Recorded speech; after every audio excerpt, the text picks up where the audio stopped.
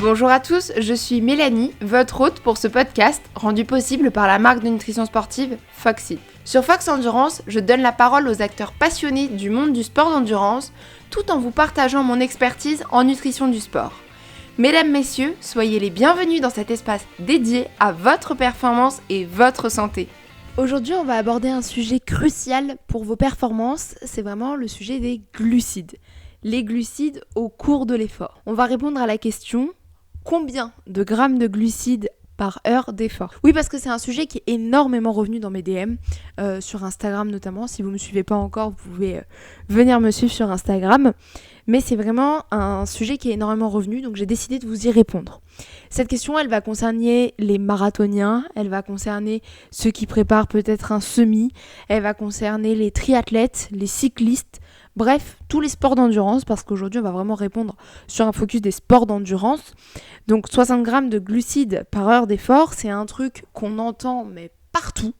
On ne sait pas d'où ça vient, ce truc de 60 grammes de glucides. Par contre, 60 grammes de glucides par heure, on en a fait une règle universelle, sans vraiment savoir finalement d'où vient ce truc, à quoi ça correspond, à quel sport ça correspond, à quel besoin ça correspond. Bref, on en a fait une règle universelle, mais personne ne sait d'où ça vient. Donc moi, j'aimerais bien savoir qui est cette personne qui a inventé cette règle, parce qu'il est très très fort. Tout le monde a très très bien intégré cette règle. Donc j'aimerais vraiment savoir qui est cette personne. En tout cas, on va découvrir ensemble dans les prochaines minutes, est-ce que tout le monde est vraiment réglé pareil, et est-ce que tout le monde a vraiment besoin de 60 grammes de glucides par heure d'effort? Je vous le dis tout de suite, la réponse est non, parce que si en nutrition, il y avait une règle universelle pour tout le monde, je serais au chômage en fait. Donc non, la nutrition, c'est de la personnalisation, c'est de l'adaptation. Donc déjà, je vous donne d'emblée la réponse du 60 grammes de glucides par heure d'effort. C'est non, pas pour tout le monde.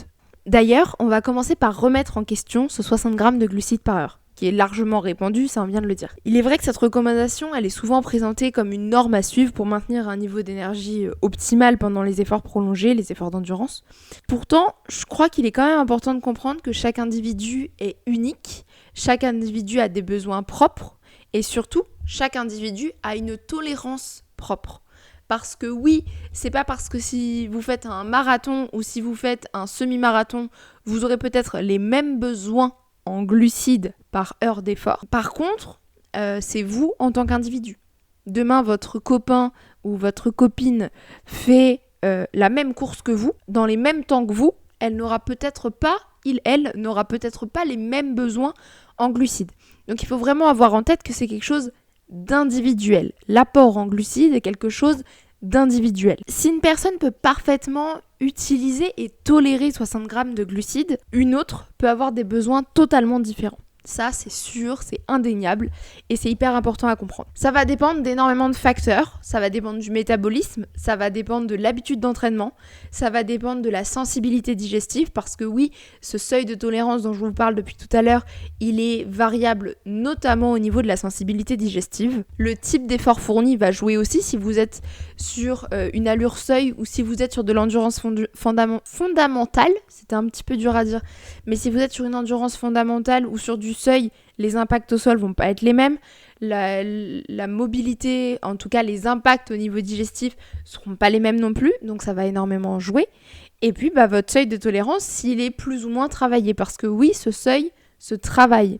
On peut peut-être sur des premiers essais se rendre compte qu'on est capable d'ingérer 25 grammes de glucides. Ça veut pas dire que toute notre vie, on va pouvoir n'ingérer que 25 grammes de glucides par heure d'effort. Ce qui va aussi jouer, c'est le type d'aliment que vous allez consommer. Prendre 25 grammes de glucides par un gel ou 25 grammes de glucides par une pâte de fruits ne sera pas du tout digéré de la même manière. Votre gel est extrêmement concentré. Je sais pas si vous vous souvenez des moles par litre quand on était en chimie en terminale, mais c'est vraiment cette histoire de on a plein de petites billes concentrées dans un tout petit volume, ça c'est le gel, et la pâte de fruits, on a autant de billes que dans ce petit gel, par contre c'est plus réparti et donc plus facile à digérer. Et ça, ça va jouer aussi. Alors ce seuil de tolérance, justement, parlons-en. Ce seuil de tolérance, il se travaille notamment à l'entraînement, il se travaille avec l'expérience aussi évidemment, mais il se travaille surtout à l'entraînement. Si on reprend notre exemple, sur un premier test, vous vous rendez compte que vous êtes capable d'ingérer 25 grammes de glucides.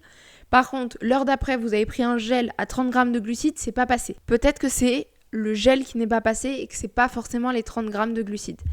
Donc sur votre prochain entraînement, ce que vous allez essayer, c'est d'apporter 30 grammes de glucides, peut-être par une boisson d'effort. 500 ml de boisson d'effort est en général concentrée à 30 grammes de glucides. Vous essayez de boire ça sur 1 heure et vous voyez. Si ça passe toujours pas, on essaye peut-être moitié boisson d'effort, moitié pâte de fruits. C'est possible aussi. Si ça passe toujours pas, on essaie de réduire un peu déjà pour accepter un volume minimum. Puis petit à petit, on augmente. Sachez que sur le vélo, en général, la tolérance sera plus haute qu'en course à pied. Pour la simple et bonne raison que les impacts sont moindres. En tout cas, sachez qu'il est indispensable de faire suffisamment de tests à l'effort pour connaître votre seuil de tolérance en glucides par sport. Et je vous renvoie vers l'épisode 10 de ce podcast Fox Endurance où je vous donne un tuto pas à pas pour tester tous vos ravitaux, tester toute votre stratégie nutritionnelle et pouvoir tout mettre en place de votre côté. Bon, vous allez me dire, elle est gentille, Mélanie, à nous dire, il n'y a pas de règle universelle, faut tout tester, mais moi j'ai besoin de repères, ce que je comprends totalement. Et les athlètes que j'accompagne au cabinet, c'est la même chose. En général, il y a quand même un besoin de repères chez les athlètes. C'est complètement possible. Donc moi, j'ai pour habitude de donner un repère entre 30 et 60 grammes de glucides par heure d'effort. Je m'explique. En dessous de 30 grammes, je trouve que c'est un apport qui est quand même relativement faible et assez difficile à tenir sur des efforts longs. Sur des efforts très longs, donc au-delà de 5 heures, 6 heures d'effort, 30 grammes pour moi c'est vraiment pas suffisant et je recommande 40 grammes comme seuil minimum. Sur des efforts inférieurs à 5 à 6 heures, on peut rester à 30 grammes comme seuil minimum. Je parle bien d'un seuil minimum. Si vous pouvez monter au-delà, ce sera toujours mieux. Tant que c'est toléré, plus vous pouvez monter, mieux c'est. 60 grammes, je le recommande comme seuil maximum parce que c'est en général ce seuil-là qui est toléré au maximum par les athlètes. Maintenant, j'ai des athlètes que je fais monter à 70, 80, 90 grammes de glucides par heure d'effort. Pour l'instant, le palmarès est retenu par un de mes athlètes que j'ai monté à 95 grammes de glucides par heure d'effort en triathlon sur Ironman. Donc, ça s'est bien passé, il a fait 10h15, donc ça reste une bonne performance et ça a été surtout très bien toléré. Donc, plus vous pouvez monter, mieux c'est. Maintenant, rappelez-vous, au niveau digestif, ça peut poser problème. On s'entraîne au maximum et on teste sa sensibilité digestive. Vous l'avez compris, l'entraînement va jouer une place clé dans votre performance, mais aussi dans votre nutrition. Votre période de prépa doit être aussi là pour servir votre performance via la nutrition. L'augmentation de votre capacité à utiliser les glucides pendant l'effort demande souvent de l'entraînement pour travailler ce fameux seuil de tolérance et votre corps a besoin de s'adapter progressivement à des niveaux de consommation plus élevés, ce qui peut prendre du temps et de la patience. Donc je vous souhaite de prendre du temps et de la patience pour atteindre les seuils maximum finalement de tolérance et vous verrez, votre performance en sera que meilleure. On arrive doucement vers la fin de cet épisode. Pour la conclusion, je vous dirais que cette règle des 60 grammes de glucides, c'est un premier repère, mais elle n'est clairement pas suffisamment individualisée et il est indispensable d'individualiser votre stratégie nutritionnelle.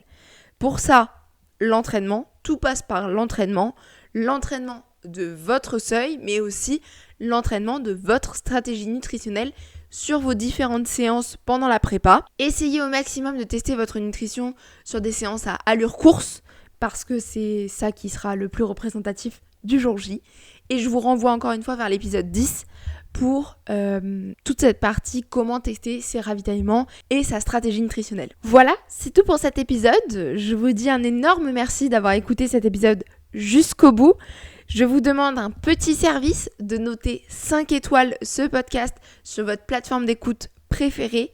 Je vous remercie infiniment, ça aide vraiment le podcast à se faire découvrir, à être connu de tous et n'hésitez pas en bouche à oreille à en parler à tous vos potes d'entraînement. En ce moment, les épisodes sortent 3 fois par semaine, le mardi, le jeudi et le samedi. Et donc moi, je vous dis à la prochaine pour un nouvel épisode. Salut tout le monde. Merci pour votre écoute. Pour continuer cette discussion passionnante et rejoindre notre communauté dédiée à la performance sans limite, n'oubliez pas de suivre Foxit sur tous les réseaux sociaux. Merci à tous ceux qui laisseront 5 étoiles et un commentaire pour cet épisode. Ensemble, nous écrivons le prochain chapitre de la performance sportive. Restez affûtés, continuez à vous dépasser et à bientôt pour de nouvelles aventures sur le podcast Fox Endurance.